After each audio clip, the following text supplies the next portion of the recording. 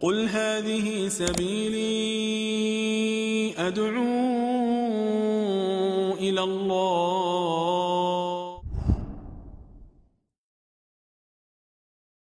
Asif from Saudi. Yes, sir. My question is, if I'm joining a congregation prayer and the imam is in ruku or sujood, so I will raise my hand saying Allahuakbar, and I have seen some people keep it on chest for a moment, then they bow down or go to sujood. So what is the correct way? Okay, I will answer inshallah. Asif from Saudi Arabia. If the imam is in sujood, I come late. So I stand in the row, I say Allahu Akbar. I see people doing this and putting their hands on their chest for a second, then say Allahu Akbar and go for sujood. Is this from the Sunnah? The answer is no. You just say Allahu Akbar and go, or Allahu Akbar once for Takbiratul Ihram and go. This suffices for the Takbir of movement.